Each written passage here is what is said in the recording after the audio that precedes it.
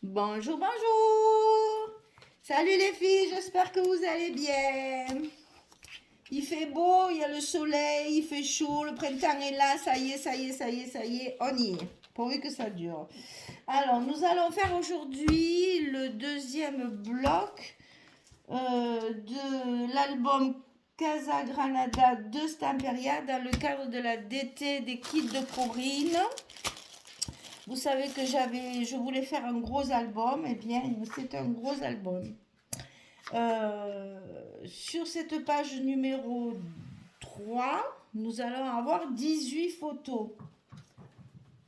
Donc c'est quand même déjà conséquent. Alors sur le bloc, alors je vous rappelle la dimension du bloc.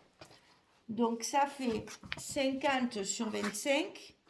On plie à 24, on plie à 48 et 2 cm de languette.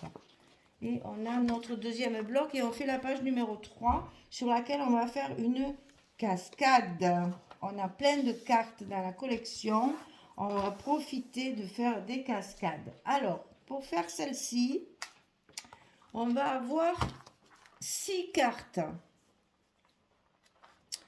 1, 2, 3, 4, 5, 6 qui font 13 cm sur 16 et on va plier à 11 pour avoir la languette de 2 cm. Et on fait 1, 2, 3, 4, 5 et 6. 6 cascades et donc il va falloir faire 6 fentes.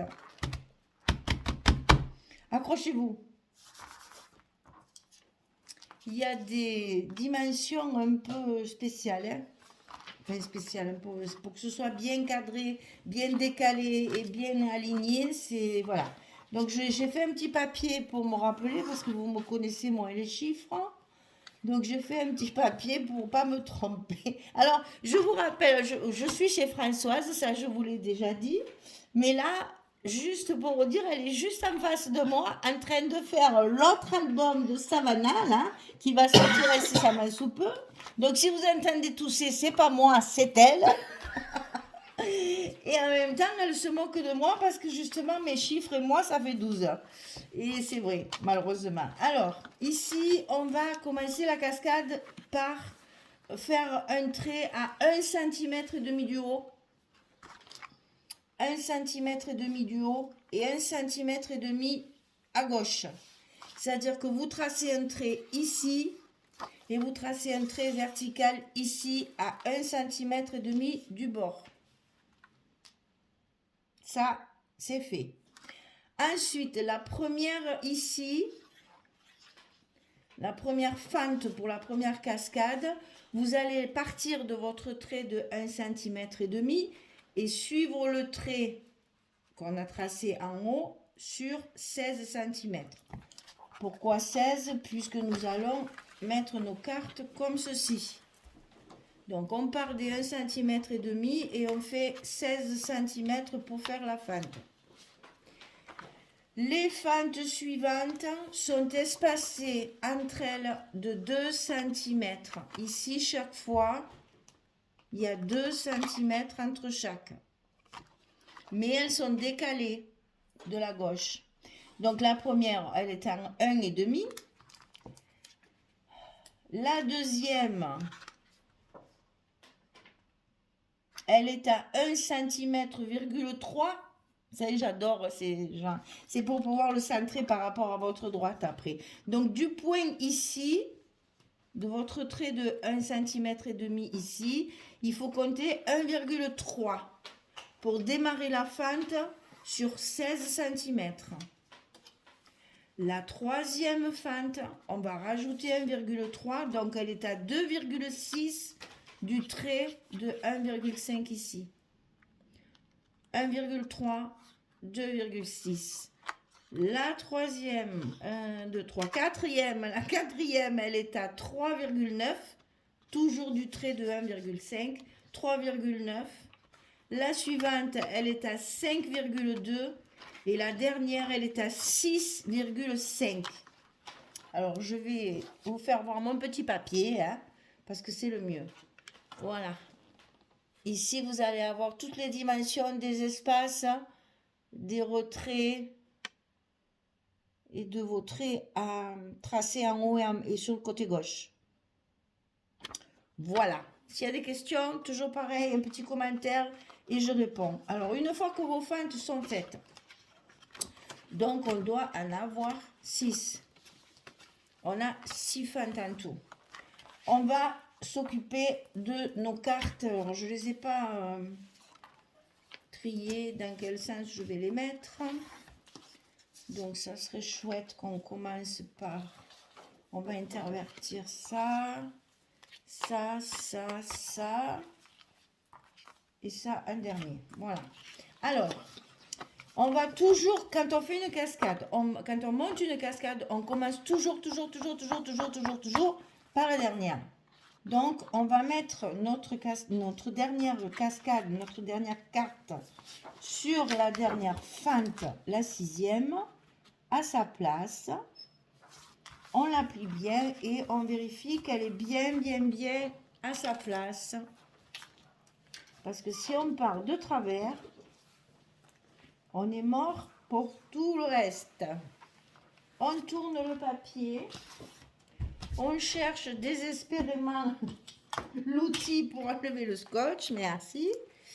Et donc ici, soit vous levez vos protections de scotch si vous travaillez avec le scotch comme moi, soit vous mettez votre colle sur la languette et on peut coller la première. Et là, on vérifie qu'on soit bien d'aplomb, qu'on n'a pas fait de bêtises. C'est parfait. Alors ensuite, on va remonter au fur et à mesure. On met la 5e, ça me gêne. On met la 5e. On vérifie qu'elle est bien dans l'alignement. Et on y va. On prend le risque de coller.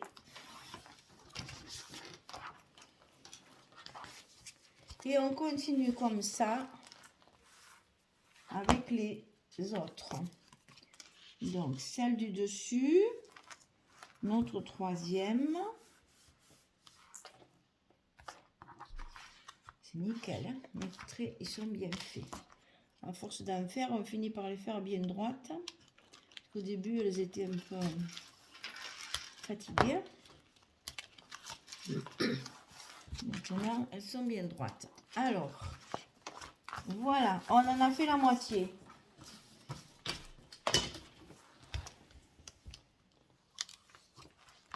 Et on n'oublie pas de bien passer son papier derrière.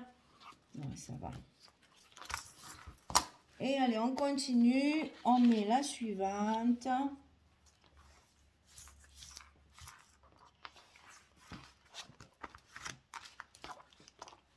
C'est un peu long à faire pour celles qui n'en ont jamais fait. Prenez votre temps. Vous avez le temps pour que ce soit bien symétrique et bien droit sur les côtés. Il faut prendre son temps. On n'est pas pressé. Alors, l'avant-dernière.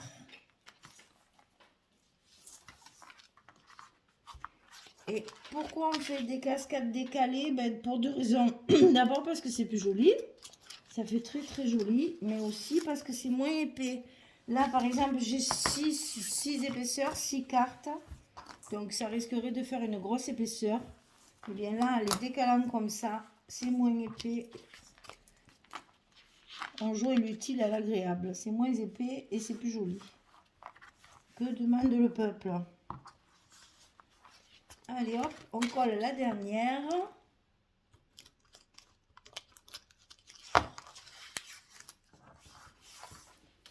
Et c'est vrai qu'avec le scotch, c'est plus facile qu'avec la colle, je vous assure. Voilà. Alors maintenant, une fois qu'on a collé tout ça, pourrais-tu me prêter ton scotch, chère Françoise? Parce que je n'ai que du 6 mm, j'en ai plus. Alors, quand on a fait notre cascade, il est obligatoire de mettre du scotch sur les fentes. Parce que ça va vous solidifier votre travail. Et en même temps, les cascades qui vont être manipulées d'un côté et de l'autre. Comme ça, elles ne bougent pas, elles ne souffrent pas.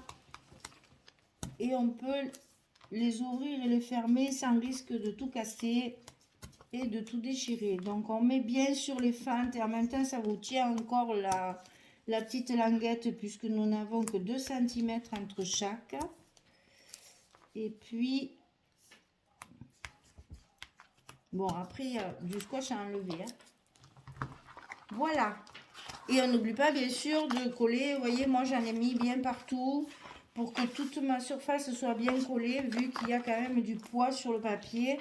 Il faut qu'il tienne bien sur la base.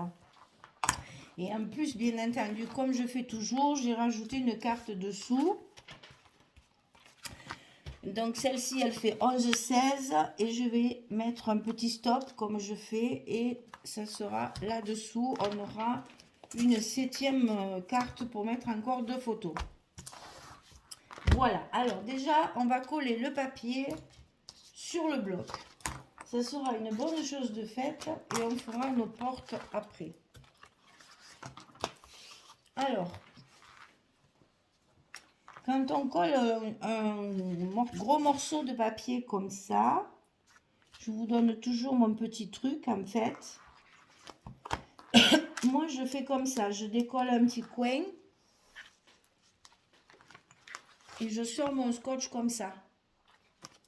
Après, je positionne mon papier à sa place, comme ça j'ai tout le loisir de le faire glisser comme je veux. Quand il est bien à sa place, je tire sur mon petit... tire sur la bobinette et la bobinette chéra, comment c'est qu'on dit? Je tire sur la chevillette et la bobinette chéra, c'est ça. Voilà. Et donc, voilà mon côté de coller. Maintenant, je peux manipuler mon papier. Il ne bougera plus. Parce que là, il y a quand même pas mal de papier, enfin, de scotch à enlever. Donc, il faut vraiment qu'on soit à l'aise pour les enlever tranquillement. Et le papier ne bougera plus et la cascade, elle sera collée. Et là, surtout 6 cascades, ça fait beaucoup. En général, on met 4, mais là, j'avais plein de cartes du fait que j'ai beaucoup de collections. J'en ai profité et j'ai fait des cascades un peu plus importantes pour avoir justement plus de place photo.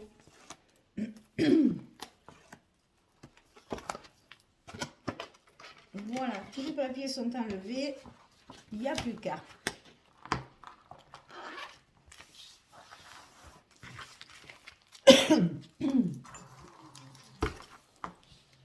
Alors, un petit coup de plioir bien sûr pour faire adhérer tout ça correctement. On n'oublie pas de passer entre les images, hein, entre les cartes pour bien appuyer, que tout soit bien collé, que ça va supporter du poids. Il faut que ce soit solide. Voilà. Une belle cascade de 6 cartes. Ensuite, on va avoir les portes à coller. Alors, le premier rabat sur la gauche, ici, à l'intérieur de l'enveloppe, comme ceci.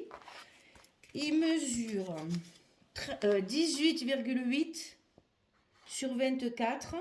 18,8 sur 24. Et sur le côté 18,8, on plie à 15,8 et à 16,8. On a un gousset d'1 cm pour nous permettre l'aisance de l'épaisseur qu'il y a dessous. Hein. Donc un gousset d'1 cm. Sur le côté 18,8, on plie à 15,8 et à 16,8. Et bien entendu, on met la colle ici et on va le coller à l'intérieur de l'enveloppe sur la gauche. Sur la gauche du bloc, le long de la première pliure du gousset.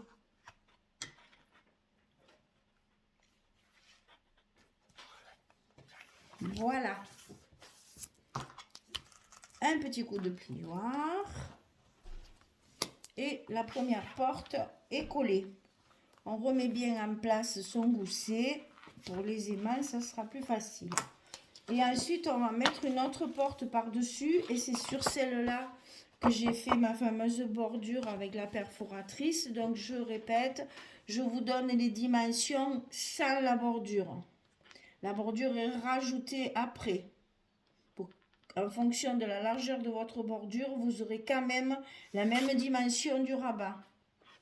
Donc le rabat, il fait 27,5 sur 24. Et sur le côté 27,5, on va plier à 24,5 et à 25,5. Toujours pareil, gousset d'1 cm, comme l'autre côté. Donc 27,5, on plie à 24,5 et à 25,5. Et après, vous rajoutez votre bordure. Selon la largeur qu'elle fait, vous verrez, évidemment, si elle est beaucoup plus large, elle va dépasser. Méfiez-vous quand même. Hein. Mais si elle est comme moi, elle rentre tout à fait dans la largeur de la page. Alors ici, on va la coller, évidemment, dans l'enveloppe du côté droit et le long du premier pli du gousset, bien sûr, comme d'habitude. Attention à vos plis de ne pas les enfermer dans l'enveloppe parce que sinon ça se pliera pas bien et ça sera pas joli. Donc il faut bien que votre pli il soit ras ici du bloc. Si vous le rentrez légèrement dedans, ça ne fermera pas bien. Alors, la fermeture. On est bon pour... Alors, pourquoi j'ai mis mes aimants comme ça? J'ai pas mis mes aimants ici. Pourquoi? Parce que j'ai des emplacements photos comme ceci. Voilà. Donc, épaisseur du papier plus épaisseur de la photo, l'aimant ne fonctionnera pas. Donc, j'ai mis mes aimants là où il n'y aura que le papier, comme ça. Donc, c'est pour ça que j'en ai mis 2 ici et 2 ici. Ma porte est très grande. Elle va être lourde puisqu'il y aura des photos. Donc, j'ai assuré en mettant 4 aimants. Donc, on y va. On va coller nos petits aimants. Toujours pareil, le scotch à l'envers. L'aimant dessus. Et on fait pareil pour les 2 autres.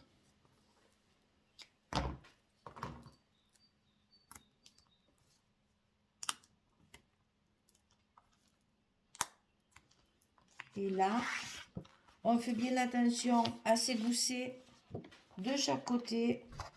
On aligne bien nos feuilles l'une contre l'autre. Et on va coller nos aimants. Donc 2 ici et 2 là.